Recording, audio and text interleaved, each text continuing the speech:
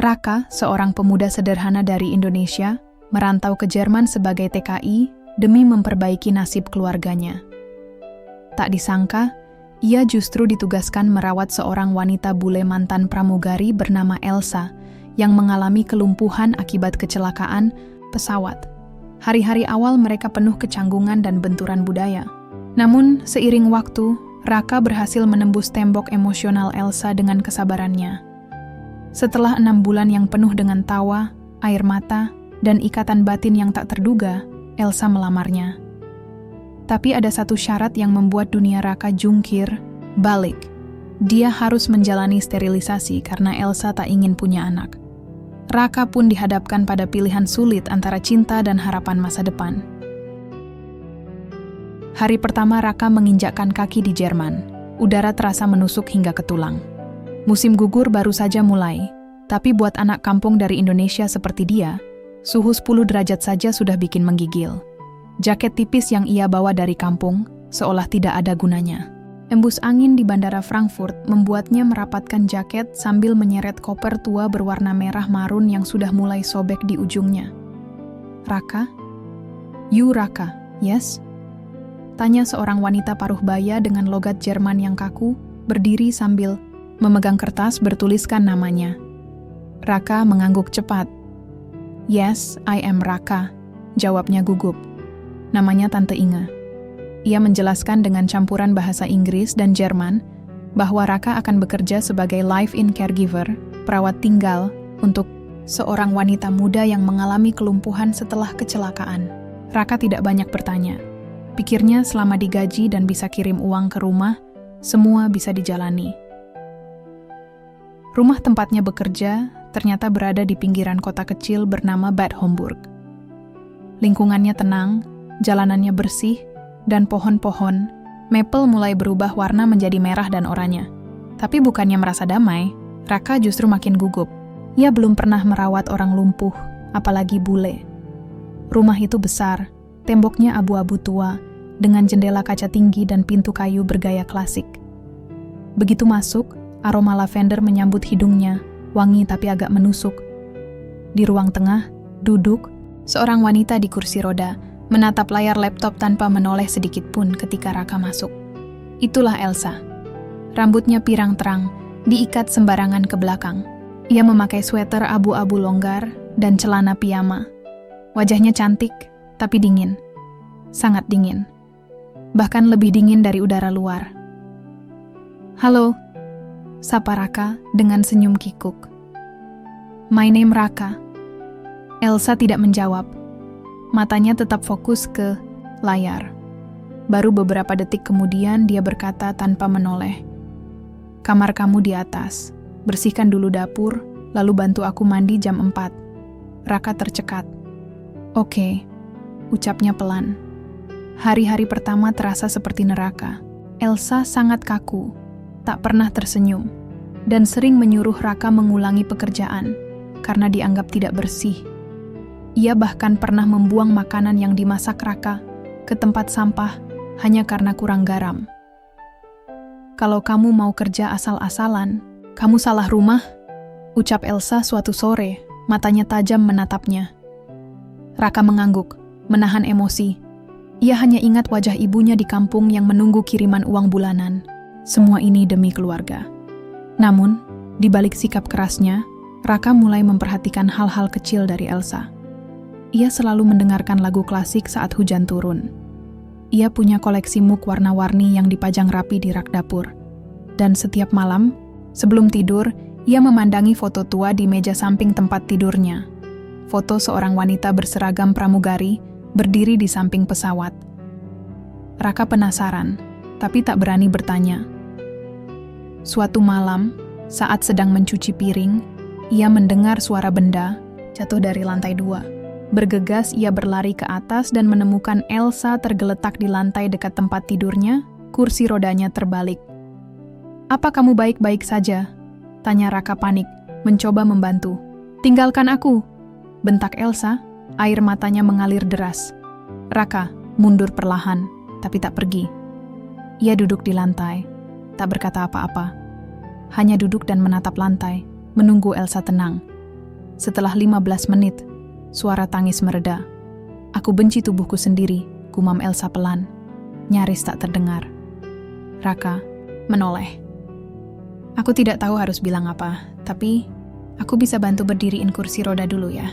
Untuk pertama kalinya, Elsa mengangguk pelan. Malam itu jadi titik balik kecil di antara mereka. Elsa mulai lebih sering berbicara, meski masih singkat-singkat. Ia tak lagi membuang makanan buatan Raka, dan kadang bahkan minta dimasakkan sup Indonesia, meski mulutnya masih mengomel soal rasa pedas. Raka tahu, hubungan mereka tidak akan mudah. Tapi di balik dinginnya musim gugur dan kerasnya sikap Elsa, ada sesuatu yang perlahan mencair. Dan ia mulai merasa ingin tinggal lebih lama dari yang direncanakan. Udara di luar makin dingin. Daun-daun maple mulai gugur satu persatu, menumpuk di jalanan seperti karpet alam yang indah tapi sepi. Di dalam rumah, suasana tak kalah sunyi. Elsa tetap menjadi dirinya yang sama, dingin, teratur, dan sulit ditebak. Tapi bagi Raka, setiap perubahan kecil terasa seperti kemenangan. Pagi itu, Raka membuat kopi untuk Elsa. Ia ingat betul, Elsa selalu minum kopi hitam pahit tanpa gula, tanpa susu, tanpa ampun, seperti kepribadiannya. Tapi pagi itu berbeda. Saat Raka menyerahkan secangkir kopi, Elsa hanya menatapnya tanpa bicara. Ada semburat lelah di wajahnya yang biasanya tegas. "Kenapa hari ini tidak menyuruhku ganti filter kopinya dulu?" tanya Raka sambil duduk di seberang meja. Elsa mengangkat alis. "Kamu ingat? Aku lupa. Aku hafal semua. 3 sendok kopi, air 85 derajat, gelas yang warna biru." Elsa tersenyum tipis, sangat tipis. Tapi cukup untuk membuat jantung Raka berdetak lebih cepat. "Kamu terlalu perhatian untuk seseorang yang cuma dibayar 12 euro per jam." Raka nyengir. "Aku juga manusia. Kalau kamu batuk-batuk, aku yang repot." Elsa tertawa. Tawa yang singkat, agak sarkastik, tapi tetap tawa. Itu pertama kalinya Raka mendengarnya. Setelah sarapan, mereka duduk di balkon. Elsa memang tak pernah mau keluar rumah, tapi duduk di balkon baginya adalah kompromi.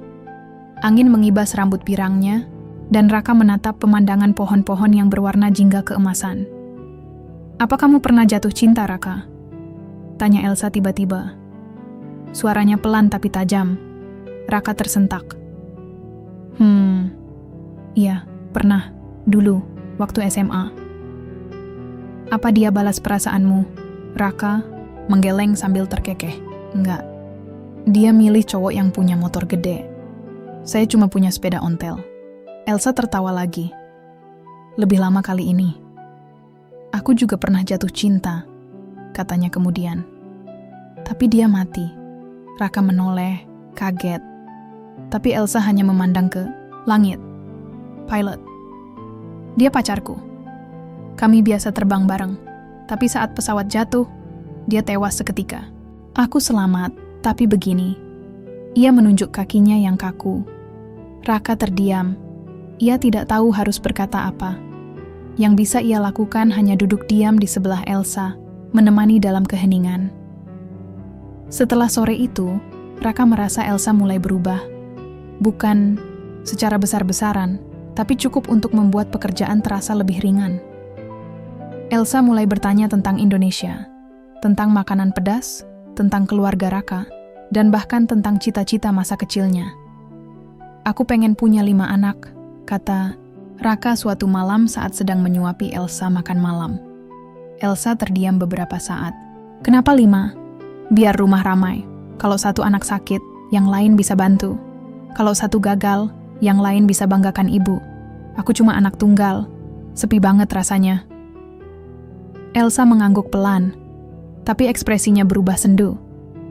Raka tahu, topik anak-anak bukan hal yang nyaman untuk Elsa. Ia pernah melihat wanita itu menatap lama sepasang anak kecil yang lewat depan rumah saat mereka duduk di balkon. Matanya berkaca-kaca, meski bibirnya tetap diam. Di malam hari, setelah semua pekerjaan selesai, Raka duduk sendirian di dapur. Ia mengaduk teh hangat sambil memandangi langit malam dari jendela kecil. Hatinya berdesir. Ia tak pernah membayangkan akan bisa berbicara sejauh ini dengan wanita asing, apalagi wanita yang awalnya terlihat begitu angkuh. Tapi kini, ia mulai memahami. Elsa bukan angkuh, dia cuma hancur. Dan sedang membangun dirinya kembali, perlahan-lahan. Dan anehnya, Raka ingin jadi bagian dari proses itu. Hari-hari berlalu dengan rutinitas yang mulai terasa akrab. Raka bangun pagi, menyiapkan sarapan, membantu Elsa mandi, membersihkan rumah, lalu duduk di balkon bersama secangkir kopi pahit. Balkon itu menjadi saksi perubahan. Dari tatapan sinis menjadi percakapan, dari keheningan menjadi tawa kecil yang janggal namun jujur. Musim gugur mendekati akhir, daun-daun mulai menghitam di ujungnya, pertanda musim dingin sebentar lagi datang. Pagi itu, Elsa terlihat lesu, matanya bengkak seperti habis menangis semalaman. Tapi ketika Raka datang membawakan kopi dan roti panggang dengan selai aprikot favoritnya, dia tetap berkata, "Danke, kamu mimpi buruk?" Tanya Raka pelan sambil duduk di kursi plastik di sebelahnya. Elsa hanya menatap kosong ke jalanan. Hari ini ulang tahun kematiannya. Pilot itu? Raka menyesal langsung bertanya, tapi Elsa tidak marah. Dia mengangguk. Pelan. 2 tahun lalu. Seharusnya hari ini kami liburan ke Spanyol. Tapi yang datang ke rumahku justru peti jenazah. Raka menelan ludah, bingung bagaimana harus merespons. Ia hanya mengambilkan selimut tambahan dan menutupinya ke bahu Elsa. Kalau kamu pengen cerita, aku di sini. Elsa menghela napas panjang. Matanya masih menatap jalanan, tapi suaranya mulai bercerita. Namanya Leon. Kami bertemu di Bandara Frankfurt, sama-sama muda dan haus terbang. Aku pramugari magang, dia baru jadi co-pilot. Kami langsung cocok, kayak magnet. Terbang bersamanya rasanya aman. Kami sudah merancang hidup, pindah ke Portugal, buka restoran kecil, punya anjing, bukan anak. Kami berdua sepakat, tidak ingin punya anak. Raka menoleh cepat. Kenapa? Elsa menatap Raka sebentar, lalu kembali melihat keluar. Kami tumbuh dari keluarga yang kacau. Orang tua cerai, ayahku pecandu, ibuku terlalu sibuk selingkuh. Aku tidak mau ulangi kesalahan itu. Punya anak itu tanggung jawab besar. Terlalu besar. Raka hanya mengangguk. Ada jeda panjang dalam percakapan mereka, hanya suara burung gagak dari kejauhan yang terdengar. Sejak dia meninggal, aku seperti ikut mati. Badanku lumpuh, hidupku lumpuh, gumam Elsa. Sampai kamu datang. Raka kaget. Ia menoleh, bertatapan langsung dengan Elsa untuk pertama kalinya hari itu. Aku? Tanyanya ragu. Elsa tersenyum tipis. Kamu cerewet, bawel, dan kadang terlalu polos, tapi kamu sabar. Kamu manusia pertama yang tetap tinggal meski aku bentak-bentak. Raka tertawa kecil. Aku takut gaji dipotong kalau pulang. Itu aja alasannya. Elsa ikut tertawa. Tawa yang jujur, bebas. Entah kenapa, tawa itu terasa hangat di dada Raka. Hari itu mereka duduk lebih lama dari biasanya. Elsa bercerita tentang kota-kota yang pernah ia kunjungi. Tokyo, Roma, Dubai, Bali. Ia bilang, Bali adalah satu-satunya tempat yang membuatnya merasa damai. Kamu harus ajak aku ke sana nanti. Katanya tiba-tiba. Raka terdiam. Kalau kamu mau, aku bonceng naik motor. Candanya, mencoba mencairkan suasana. Elsa tersenyum, lalu matanya melembut. Raka, kalau kamu tetap sabar merawat aku 6 bulan ini, mungkin kita bisa ke sana. Raka menelan ludah. Dadanya berdebar, tapi dia pura-pura santai. 6 bulan masih lama. Bisa aja kamu bosen sama aku minggu depan. Elsa tidak menjawab, tapi senyum kecil di wajahnya cukup jadi jawaban. Malamnya, saat semua pekerjaan selesai dan Elsa sudah tidur, Raka duduk sendirian di dapur. Ia menyalakan radio kecil warisan kakeknya, memutar lagu-lagu lama dari YouTube. Perasaannya campur aduk. Elsa bukan sekadar pasien sekarang. Ia mulai jadi teman. Atau Lebih dari itu, Raka belum tahu. Yang pasti, setiap kali gadis bule itu tertawa atau menatapnya dengan sorot mata berbeda, hatinya ikut bergetar.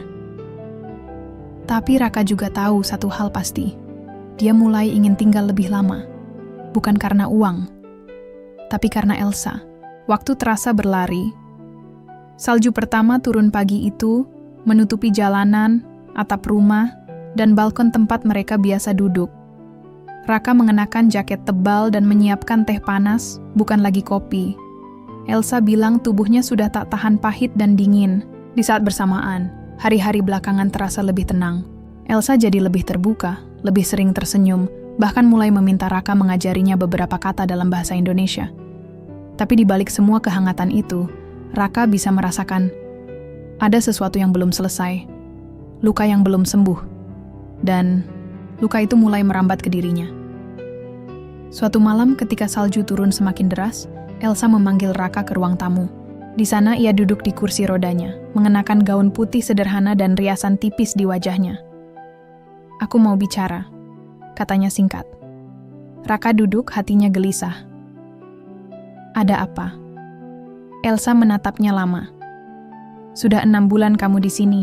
Kamu bisa saja pergi, tapi kamu tetap tinggal. Aku menghargainya." Raka tersenyum kecil. "Aku nggak punya alasan untuk pergi. Kamu orang baik meski kadang nyebelin." Elsa tertawa.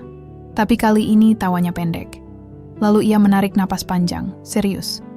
"Aku ingin kamu tetap tinggal. Bukan sebagai pekerja, tapi sebagai pasangan." Dunia Raka seperti berhenti.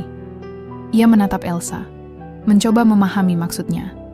"Maksud, kamu menikah?" tanyanya nyaris berbisik. Elsa mengangguk. "Ya, aku ingin kamu menjadi suamiku." Raka berdiri dari kursinya, setengah terkejut, setengah bingung. "Kamu serius?" Wajahnya memerah. "Aku tidak sedang bercanda, Raka," jawab Elsa tenang. "Aku tidak pernah seserius ini dalam hidupku." Henning menguasai ruangan selama beberapa detik. Lalu Raka berjalan mendekat. Duduk di lantai tepat di depan kursi roda. "Elsa, aku nggak nyangka kamu akan ngomong begini. Tapi jujur, aku juga merasa sesuatu. Aku sayang kamu, Els." Elsa menunduk, lalu mengangkat wajahnya kembali. "Tapi," lanjut Raka, "kenapa tiba-tiba?" Elsa menggigit bibir bawahnya. Lalu dengan nada yang datar tapi mengiris, ia berkata, "Ada satu syarat kalau kamu mau menikah denganku. Kamu harus setuju untuk disteril. Aku tidak ingin punya anak, Raka. Selamanya." Raka terdiam. Kata-kata itu terasa seperti guntur yang menyambar pelan tapi menghancurkan. "Aku harus disteril?"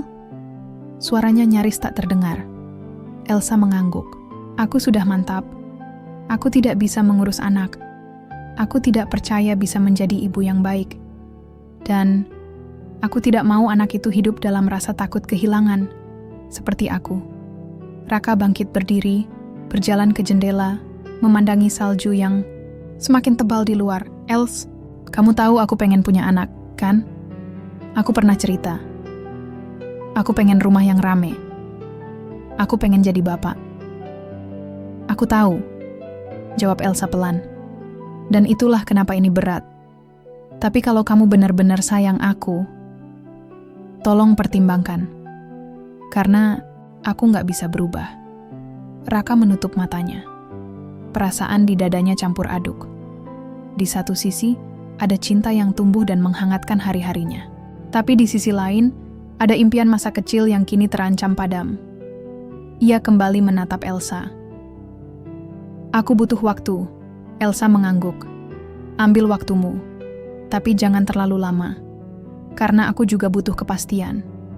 Malam itu, Raka tak bisa tidur. Ia duduk sendirian di dapur, menatap cangkir kosong di depannya. Mencintai Elsa ternyata tidak sesederhana yang ia kira. Perempuan itu kuat, jujur, dan penuh luka. Tapi apakah cintanya cukup untuk mengorbankan impian terbesar dalam hidupnya? Atau justru cinta sejati adalah ketika kau rela kehilangan sesuatu untuk seseorang? Salju terus turun, dan hati Raka semakin membeku dalam kebimbangan. Raka mulai menjauh. Tidak dengan cara kasar atau frontal, tapi cukup terasa. Obrolan mereka tak lagi sering. Balkon yang dulu ramai oleh tawa kini lebih banyak diisi oleh angin dingin dan keheningan. Raka masih merawat Elsa dengan baik, tapi tanpa candaan, tanpa pelesetan-pelesetan aneh yang biasa ia lontarkan. Elsa bisa merasakannya. Tatapan Raka tak sehangat dulu, senyumannya lebih tipis. Dan setiap kali Elsa mencoba membahas tentang pernikahan atau syarat yang ia ajukan, Raka hanya berkata, "Aku belum siap jawab sekarang." Bagi Elsa, itu sudah cukup jadi jawaban. Sore itu, mereka duduk di balkon. Salju menipis, tapi udara masih menusuk. Raka membawa 2 cangkir teh, meletakkannya di meja kecil di antara mereka, lalu duduk. Tanpa suara, Elsa memandangnya lama. "Apa kamu marah padaku?" Raka menggeleng. "Enggak, aku cuman bingung." "Karena syaratku?" "Karena semuanya," jawab Raka jujur. "Kamu tahu kan aku anak tunggal. Ibuku di kampung sendirian. Satu-satunya harapan beliau ya aku. Dia pengin punya cucu. Aku juga pengin punya keluarga yang lengkap, yang dulu nggak aku punya." Elsa menunduk, menggigit bibir bawahnya. "Aku nggak bisa kasih itu," gumamnya lirih. "Kalau kamu maksa, aku yang bakal menderita seumur hidup." Raka memejamkan mata. Hatinya terasa perih. Ia mencintai Elsa, tapi mencintai tak selalu cukup. "Aku sayang kamu, Els, tapi aku juga punya mimpi, dan kamu minta aku buang mimpi itu." Elsa mengangkat wajahnya. Matanya memerah. "Aku nggak minta kamu buang mimpi, Raka. Aku cuma minta kamu memilih." Bukankah itu sama aja? Keheningan menggantung di udara. Salju mulai turun tipis. Suasana seperti tahu bahwa 2 hati sedang saling melukai. Beberapa hari setelah percakapan itu, Raka mulai keluar rumah lebih sering. Ia bilang ingin mencari udara segar, tapi Elsa tahu Raka sedang mencari jawabannya sendiri. Sampai suatu malam, Raka pulang lebih lambat dari biasanya. Wajahnya lesu, jaketnya basah. Ia masuk ke dapur tanpa menyapa Elsa yang menunggunya di ruang tamu. "Aku nungguin kamu," kata Elsa. Raka berhenti di ambang pintu dapur, lalu memutar tubuh pelan. Tatapannya letih. "Aku habis nelpon ibu di kampung," katanya. Elsa diam. "Aku tanya pendapatnya soal steril, soal menikah sama orang yang nggak mau punya anak." Elsa menelan ludah. "Apa kata beliau?" Beliau nangis. Suara Raka pecah. Bukan karena marah, tapi karena kecewa. "Karena aku bilang, kemungkinan aku nggak bakal bisa kasih cucu." Elsa menunduk. Dadanya ngilu. "Aku tahu kamu punya luka, Els. Tapi kenapa luka itu harus diturunkan ke aku juga?" Elsa menahan air mata. "Karena aku takut, Rak. Aku takut suatu hari nanti kamu menyesal, lalu membenciku. Lebih baik sekarang kamu pergi sebelum itu terjadi." Raka melangkah pelan, duduk di samping Elsa. Ia menggenggam tangan gadis itu erat. "Aku nggak akan pernah benci kamu, Elsa. Tapi aku juga nggak bisa bohong sama diriku sendiri." Keduanya terdiam. Lama. Hanya suara detik jam dinding dan napas berat yang terdengar. Lalu, dengan suara bergetar, Raka berkata, "Besok aku pulang ke kampung. Sebentar aja, aku perlu lihat ibu dan lihat apa yang sebenarnya aku cari dalam hidup." Elsa tak menjawab, hanya menatap Raka dalam-dalam. Dan kali ini, tatapan itu bukan marah, bukan kecewa, tapi penuh luka yang pasrah. Raka berdiri, mencium kening Elsa singkat. "Jaga diri ya, Els." Saat Raka melangkah keluar dari ruangan, Elsa menahan isak yang hampir pecah. Tapi sebelum Raka benar-benar pergi, ia berkata lirih, "Kalau kamu nggak kembali, aku akan mengerti." Dan untuk pertama kalinya sejak Elsa lumpuh, air matanya jatuh bukan karena rasa sakit di tubuh, tapi karena rasa kehilangan yang tak bisa diselamatkan. Udara tropis langsung menyergap begitu Raka keluar dari bandara. Keringatnya mengalir meski baru beberapa langkah, dan bau tanah basah setelah hujan seolah menyambutnya kembali ke akar. Pulang. Setelah setahun lebih di Jerman, kata itu terasa asing, namun hangat. Ibu menyambutnya dengan peluk hangat di depan rumah kecil yang cat temboknya sudah mulai pudar. "Anakku pulang juga," ucapnya sambil mengusap punggung Raka yang diam-diam menahan air mata. Malamnya, mereka duduk di beranda, hanya diterangi lampu temaram dan suara jangkrik. Ibu membuat teh manis hangat, seperti biasa. Jadi, ucap ibu pelan. Perempuan Jerman itu cantik. Raka tersenyum miris. Cantik. Tapi bukan itu yang bikin aku sayang. Ibu menatapnya dengan penuh kasih. Kamu sayang karena kamu tahu dia butuh kamu ya? Ya, tapi dia juga kuat dan keras kepala. Raka tertawa kecil. Tapi aku nyaman sama dia, Bu. Tenang. Lalu kenapa kamu pulang? Raka terdiam. Lalu pelan-pelan ia bercerita tentang semuanya. Tentang kecelakaan Elsa, tentang kursi roda, tentang luka batinnya, tentang tawaran pernikahan, dan syarat yang menyertainya. Wajah ibu sempat mengeras, tapi lalu luluh. Ia diam lama, mengaduk teh tanpa benar-benar ingin meminumnya. Aku ngerti kenapa kamu bingung, Nak, kata ibu akhirnya. Kamu cuma pengen bahagia. Dan kamu takut kehilangan kesempatan jadi ayah. Raka mengangguk. Tapi kamu juga takut kehilangan dia, kan? Raka menatap ibunya. Iya, aku takut banget, Bu. Ibu menarik napas panjang. Raka, menjadi orang tua bukan soal darah. Kadang, kamu bisa jadi ayah bahkan tanpa harus punya anak sendiri. Tapi, kalau kamu punya mimpi itu dari kecil, dan kamu buang mimpi itu cuma demi seseorang, pastikan kamu gak akan menyesal. Karena kalau nanti kamu menyesal, yang kamu cintai itu juga akan ikut terluka. Malam itu Raka tidak tidur. Ia duduk sendirian di tepi sawah belakang rumah, memandangi bintang-bintang yang berserakan di langit seperti pertanda-pertanda yang enggan memberi jawaban. Ia mengingat semua yang pernah Elsa katakan, tentang rasa takut, kehilangan, trauma masa lalu. Ia tahu Elsa bukan tak ingin memberi keturunan karena ego, tapi karena luka yang belum sembuh. Dan untuk pertama kalinya, Raka bertanya pada dirinya sendiri, apakah aku mencintainya cukup dalam sampai rela tidak punya anak? Pagi harinya, sebelum ayam berkokok kedua kali, Raka mengemasi ranselnya. Ibu menyusul ke depan rumah. Cepat sekali pulangnya. Raka tersenyum. Aku cuma perlu dengar dari ibu. Jawabannya sudah aku tahu dari dulu. Ibu memeluk Raka dengan erat. Jangan lupa bahagia ya, Nak. Dan jangan pernah membenci diri sendiri kalau suatu hari kamu rindu jadi ayah. Raka tak bisa menjawab. Ia hanya mengangguk dan menatap langit pagi yang mulai terang. Pesawat yang membawanya kembali ke Jerman terasa seperti membawa hati yang baru. Masih dengan luka, tapi lebih mantap. Sesampainya di rumah Elsa, suasana terasa sepi. Ia masuk pelan, mendapati ruang tamu kosong. Hanya ada secarik kertas di meja, dengan tulisan tangan Elsa. Aku pergi ke rumah sakit untuk fisioterapi. Kalau kamu kembali dan kamu sudah tahu jawabannya, aku akan menunggu di balkon saat matahari terbenam. Raka tersenyum. Ia meraih pena, lalu menuliskan 3 kata. Aku pulang, Els.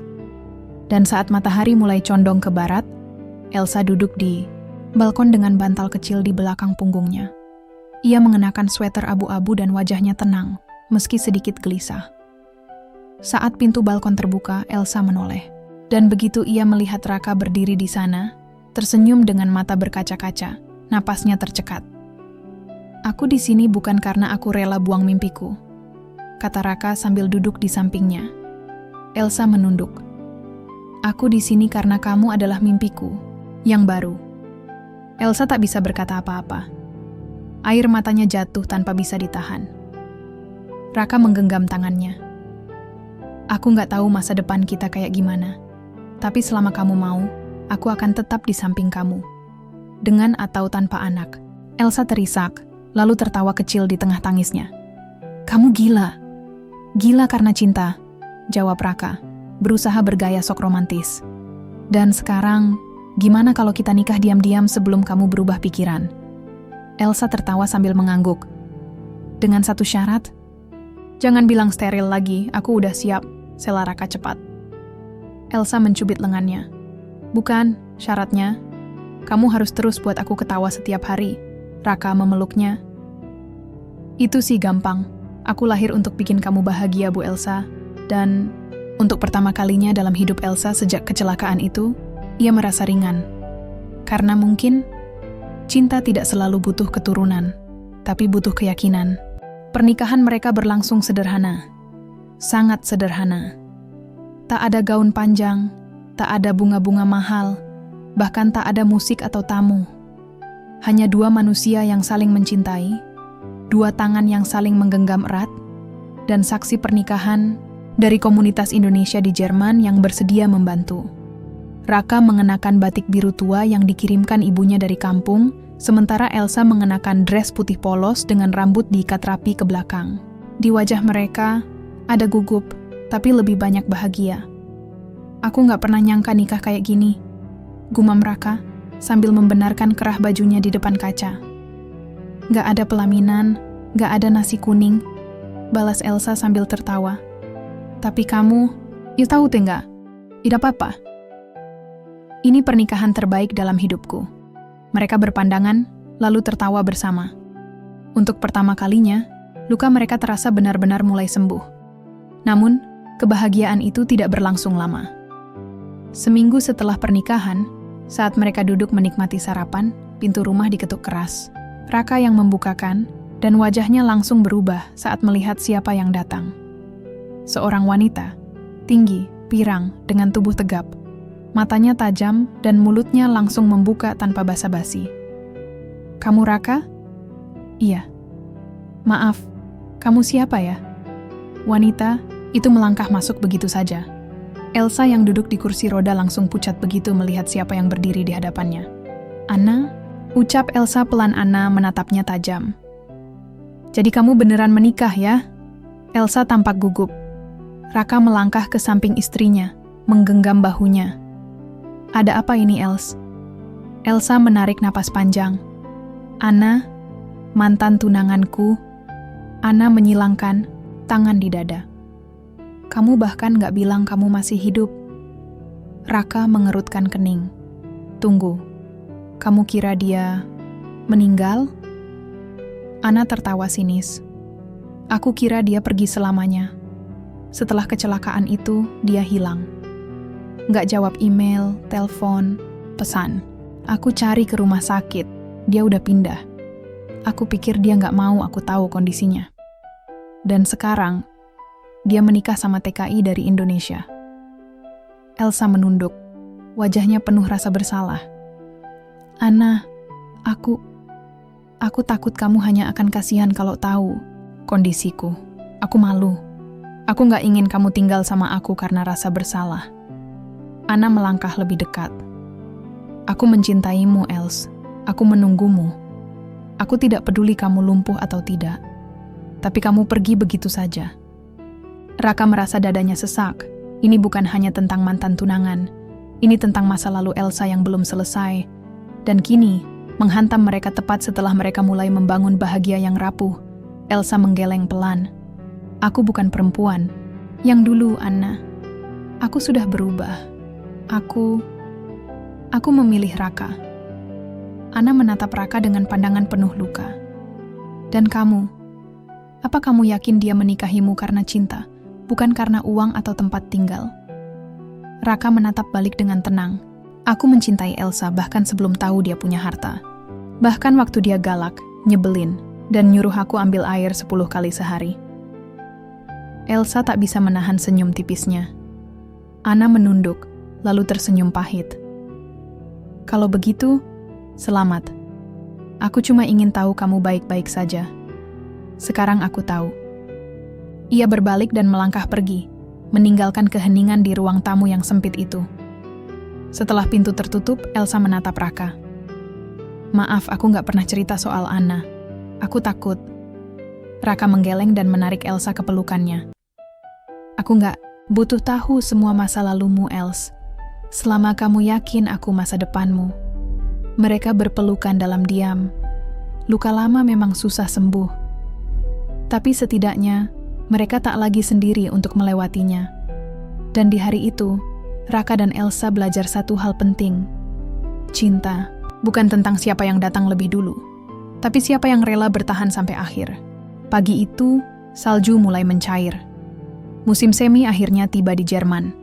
Pohon-pohon di taman, tak jauh dari rumah mereka mulai bertunas kembali. Dan di antara itu semua, Raka sedang mendorong kursi roda Elsa, menyusuri jalan setapak yang dipenuhi kelopak, bunga yang berguguran dari dahan. "Waktu cepet banget ya berlalu," kata Elsa pelan. Raka menoleh, tersenyum. "Dulu kamu galak banget waktu pertama kali aku kerja di rumahmu," Elsa menyengir. "Dan kamu kampungan banget waktu itu, gak ngerti tata krama sama sekali." Mereka tertawa bersama, tawa yang kini terdengar jauh lebih bebas. Sudah hampir 1 tahun sejak kecelakaan yang merenggut masa depan Elsa sebagai pramugari, dan hampir 1 tahun pula sejak Raka datang ke hidupnya. Awalnya sebagai TKI, lalu perawat, lalu suami, dan sekarang sahabat sekaligus cinta sejatinya. Keputusan untuk menikah tetap mereka jalani, meskipun tak sesuai dengan bayangan orang kebanyakan. Tidak ada pesta, tidak ada restu dari semua pihak, dan terlebih, ada syarat yang terus menggantung dalam hati Raka: sterilisasi. Namun, seminggu setelah Anna datang dan membuka mata Elsa, bahwa ia tidak bisa terus hidup dengan rasa takut, semuanya berubah. Elsa menolak syarat lamaran yang dulu ia ajukan sendiri. "Aku gak mau kamu kehilangan sesuatu yang penting buatmu hanya karena aku takut. Kalau kamu pengen punya anak, kita bisa cari cara. Kita bisa adopsi. Kita bisa pertimbangkan surogasi nanti. Atau kita hidup berdua aja. Tapi semua itu harus jadi keputusan bersama, bukan paksaan sepihak dariku." Raka, dengan air mata yang hampir tumpah waktu itu, hanya menjawab pelan, "Aku cuma butuh kamu, itu aja." Dan sejak saat itu, mereka hidup dengan janji baru, menemukan bentuk bahagia mereka sendiri. Tak harus sempurna, tak harus seperti orang lain, tapi cukup untuk membuat mereka saling bertahan. Hari ini, mereka duduk di bangku taman. Raka membuka kotak bekal berisi nasi goreng sisa tadi malam. "Kita kaya banget ya sekarang," kata Elsa sambil mengunyah. "Bener. Kayaknya cinta," sahut Raka bangga. Elsa melirik ke arah Raka, matanya menghangat. "Makasih ya, Rak. Karena tetap tinggal meski aku nyaris gak punya apa-apa." Raka menggeleng. "Justru karena kamu pernah kehilangan segalanya, kamu jadi punya segalanya. Kamu punya hati yang tulus. Dan aku cuma butuh itu." Salju terakhir dari musim dingin akhirnya benar-benar mencair, bunga-bunga mekar, dan 2 insan yang dulunya tak saling kenal bahkan beda dunia, kini saling genggam tangan menatap masa depan bersama. Mereka tahu masa depan bukan tanpa tantangan, tapi mereka juga tahu cinta yang diperjuangkan tanpa syarat akan selalu punya rumah, dan rumah itu adalah satu sama lain. Tamat.